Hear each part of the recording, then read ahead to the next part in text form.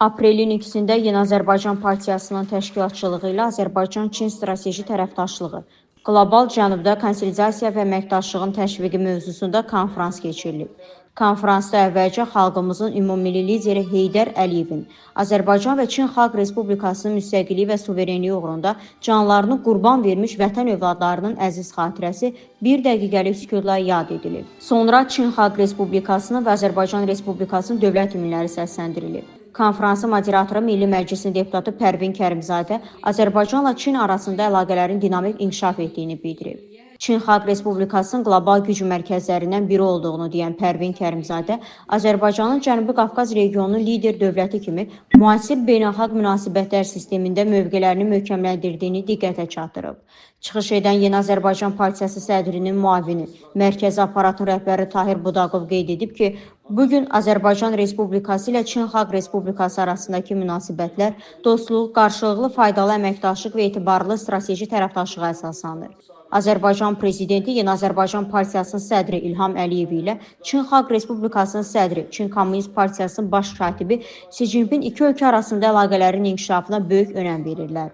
İstər Azərbaycan, istərsə də Çin çoxqütblü siyasi nizamın tərəfdarı kimi beynəlxalq təhlükəsizliyə ciddi təhdidlər yaradan hallara qarşı barışmaz mövqe sərgiləyərək müstəqil, qətiyyətli və konstruktiv siyasət həyata keçirməklə qlobal miqyasda dialoq və əməkdaşlığı təşviq edirlər.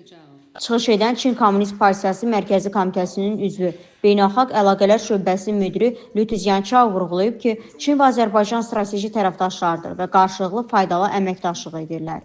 Azərbaycan və Çin xalqları arasında dostluğun qədim tarixi var.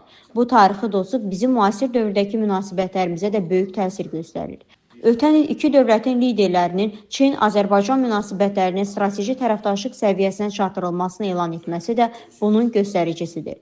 Yeni Azərbaycan Partiyası sədrinin müavini, Milli Məclis sədrinin birinci müavini Əli Əhmədov isə çıxış zamanı bildirib ki, ölkələrin əməkdaşlığı iqtisadi, siyasi maraqlar, sivilizasiya yaxınlığı kimi amillər üzərində qurulur. Bizim əməkdaşlığımız bu parametrlərə cavab verir. Qlobal Cənub təmsilçisi olaraq xalqlarımızın mədəni yaxınlığı da ölkələrimiz arasında əməkdaşlığın daha etibarlı zəmin üzərində qurulmasını təmin edir. Çıxış edən Azərbaycan Milli Elmlər Akademiyasının prezidenti İsa Həbibbəyli bildirib ki, Azərbaycan-Çin əməkdaşlığının əsası Ulu Öndər Heydər Əliyev tərəfindən qoyulub. Ümumilli lider ölkəmizdə siyasi hakimiyyətə qayıdışından təxminən bir il sonra 1994-cü ildə Çin Xalq Respublikasına rəsmi səfər etmişdir.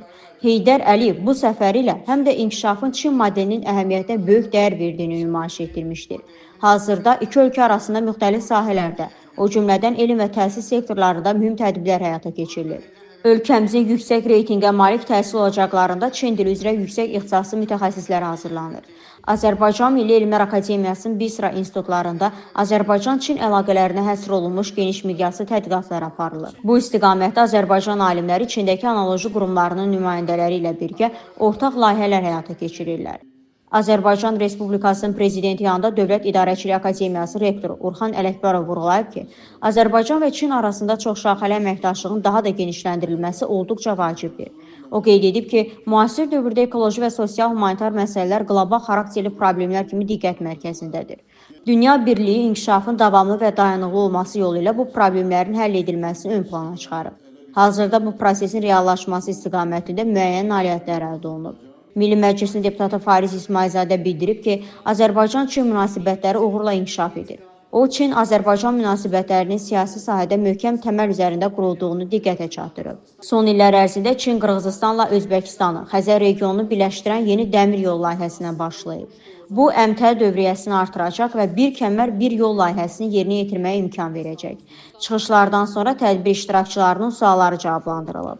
Konfransa yekun vuran Yeni Azərbaycan Partiyası sədrinin müavini, mərkəzi aparatın rəhbəri Tahir Budaqov, bir daha Çin Kommunist Partiyası Mərkəzi Komitəsinin üzvü, Beynəlxalq Əlaqələr Şöbəsinin müdiri Lü Tizyançao ölkəmizə səfərinə görə təşəkkürünü bildirərək, bu səfərin istər partiyalarımız, istərsə də ölkələrimiz arasında əməkdaşlığın inkişafına mühüm töhfə verəcəyinə əminliyini ifadə edib.